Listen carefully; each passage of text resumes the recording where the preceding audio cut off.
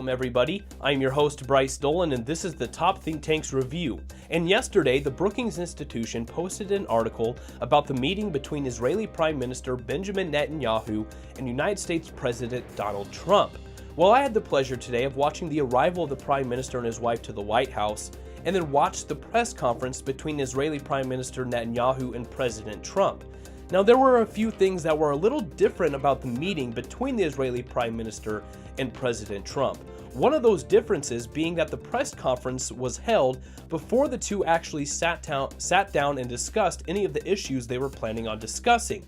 Now, some members of the media said that they may have done this just in case they were asked some questions about certain issues and they could just deflect the answers by saying, oh, we haven't discussed that yet. Well, President Trump did exactly that during the press conference when he asked if he preferred the one-state solution or the two-state solution to the Israeli-Palestinian conflict over the West Bank of the Jordan and the Gaza Strip. Now, President Trump deflected the question by saying, well, I prefer either the one-state solution or the two-state solution. Whichever one both sides prefer is the one I will go with. So which means saying we haven't really talked about it yet and I don't really know. Now, the one-state solution means that everybody living in those three regions in Israel, the West Bank of the Jordan, and the Gaza Strip are free to go about with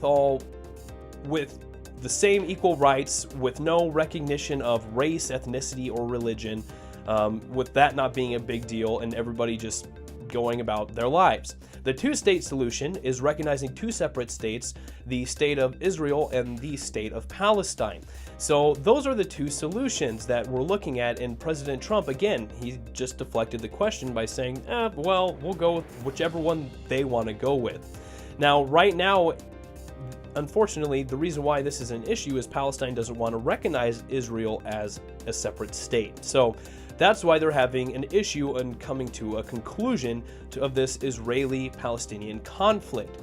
Now, there are a few things we do know that we can take away from this press conference. One, that President Trump has confirmed its long-standing relationship with Israel and has reassured the Prime Minister that the United States will support Israel and remain one of its closest allies.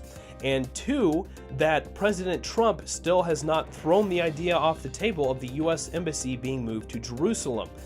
We've mentioned that before in the segment that a number of U.S. presidents have used that in their campaign, that they were going to move the U.S. Embassy to Jerusalem, but they usually back out once they get into office. President Trump, however, has left that option on the table and is still considering moving the U.S. Embassy to Jerusalem, but hopefully he would hold out until a peace agreement was made between Israel and Palestine.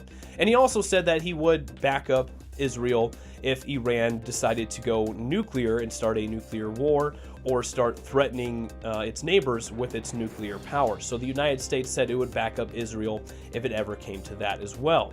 So there's still not a lot that we know what the Israeli Prime Minister and President Trump talked about, but we got a little window of opportunity to see a few of the details of what they're going to discuss and what President Trump is going to discuss. Now, he did deflect the answer of the two-state solution. However, he requested that the Israeli Prime Minister halt the settlements of the West on the banks of the West Jordan River, which that was a huge issue between Palestine and Israel, is that Israel wanted to start building these settlements.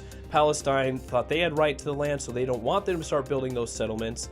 So, President Trump in the press conference asked the Prime Minister to hold off on construction, but who knows what was said between the two later on after the press conference was over.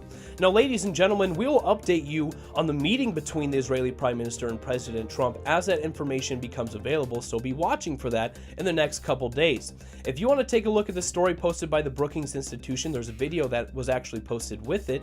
You can find that by clicking on the link I provided for you below in the description. It'll take you directly to the story on the Brookings Institution website.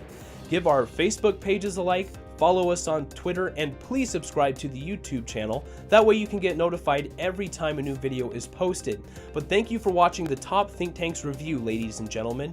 I was your host, Bryce Dolan.